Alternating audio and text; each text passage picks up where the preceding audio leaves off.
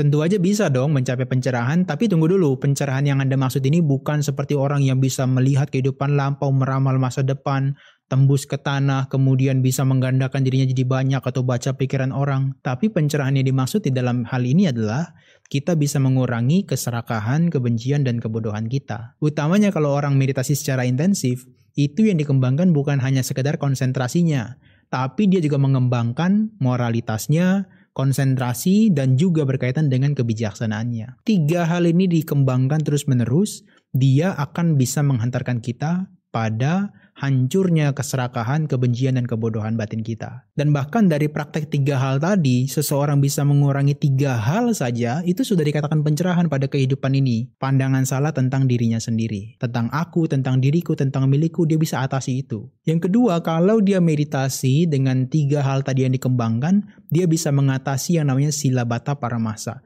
Itu adalah berkaitan dengan bahwa praktek atau ritual apapun tidak akan bisa membawa pencerahan selain daripada praktek 3 hal tersebut. Nah, yang ketiga adalah berkaitan dengan keraguan-raguan. Keraguan-raguan terhadap pelatihannya, keraguan-raguan terhadap pencapaiannya, keraguan-raguan terhadap apa yang ingin dia capai. Maka kalau 3 hal ini lenyap saja, itu sudah merupakan pencerahan yang pertama kali dia rasakan di kehidupan ini juga. Nggak tahu nih, kalau teman-teman yakin nggak bisa mencapai pencerahan di kehidupan ini juga?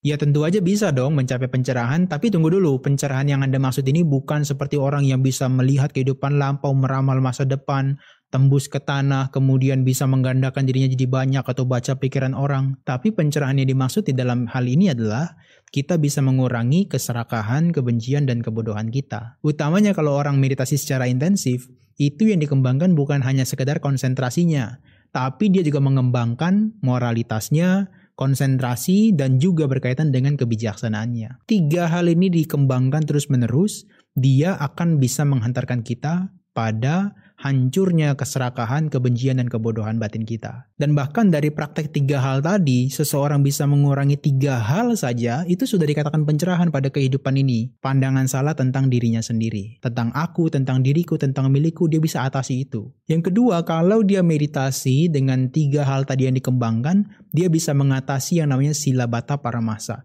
Itu adalah berkaitan dengan bahwa praktek atau ritual apapun tidak akan bisa membawa pencerahan selain daripada praktek 3 hal tersebut. Nah, yang ketiga adalah berkaitan dengan keraguan-raguan. Keraguan-raguan terhadap pelatihannya, keraguan-raguan terhadap pencapaiannya, keraguan-raguan terhadap apa yang ingin dia capai. Maka kalau 3 hal ini lenyap saja, itu sudah merupakan pencerahan yang pertama kali dia rasakan di kehidupan ini juga. Nggak tahu nih, kalau teman-teman yakin nggak